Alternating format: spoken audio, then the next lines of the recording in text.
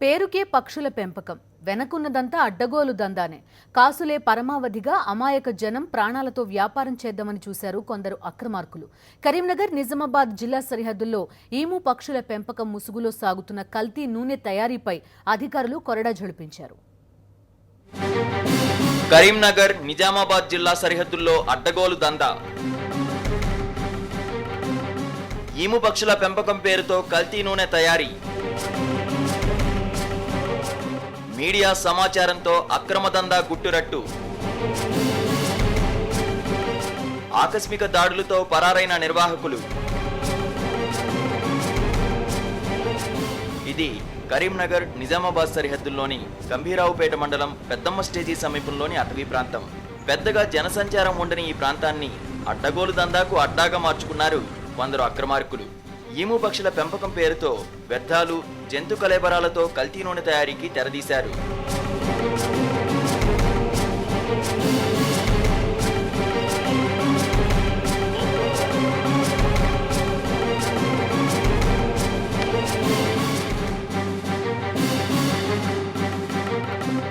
ఆరు నెలలుగా దుర్వాసన పెద్ద ఎత్తున వస్తుండటంతో ఈము పక్షుల కేంద్రంపై స్థానికులకు అనుమానం వచ్చింది.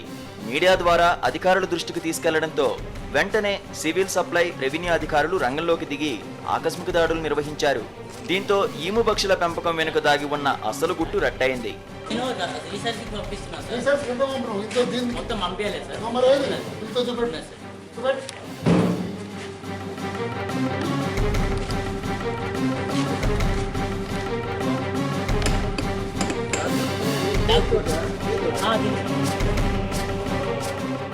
దాడుల్లో వ్యర్థాలతో తయారైన కల్తీ నూనె బయటపడింది.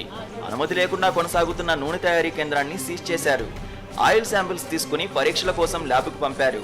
రిపోర్టు ఆధారంగా బాధ్యులపై చర్యలు తీసుకుంటామని అధికారులు తెలిపారు. షాంపుల్ తీసుకున్న తర్వాత విశ్లేషణ నిమిత్తం పంపుతున్నాం. మిగతా స్టాక్ను సీజ్ చేసి రెవెన్యూ అధికారులకు తెలియజేయడం జరుగుతుంది. ఎందుకంటే ఇది దుర్గంధం వెదజల్లుతుంది కాబట్టి మానవులకు అనారోగ్యం సంక్రమించి ఇతర వ్యాధులు వ్యాప్తి చెందే అవకాశం ఉంది. ఈ ఫ్యాక్టరీ ఉండటం వలన ఎలాంటి లైసెన్స్ లేదు కాబట్టి సీజ్ చేయమని చెప్పి మేము తెలియజేస్తాం.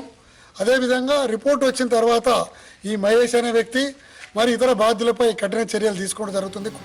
ఇదిలా ఉంటే కల్తీ దందా కేంద్రాన్ని కప్పిపుచ్చుకునే ప్రయత్నం చేశారు సదరు నిర్వాహకులు.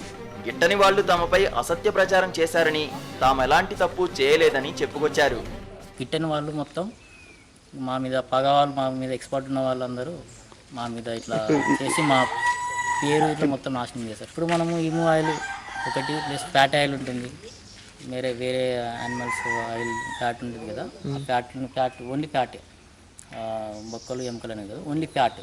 ఆ ఫ్యాట్ తోటే మనం తయారు చేసి ఆ ఆయిల్ని మన గ్రీస్ కంపెనీలల్లో, లూబ్రికేట్ కంపెనీలల్లో వాళ్ళకి సప్లై చేస్తాం అన్నట్టు మనం. ఈము పక్షుల పెంపకం పేరుతో జనం ప్రాణాలతో చెలగాటమాడుతున్నారని స్థానికులు ఆరోపిస్తున్నారు. జంతు కళేబరాలు, వ్యర్థాలతో నూనె తయారీ చేస్తున్నారని అంటున్నారు. వెంటనే దీనికి కారణమైన వారిపై చర్యలు తీసుకోవాలని డిమాండ్ చేస్తున్నారు.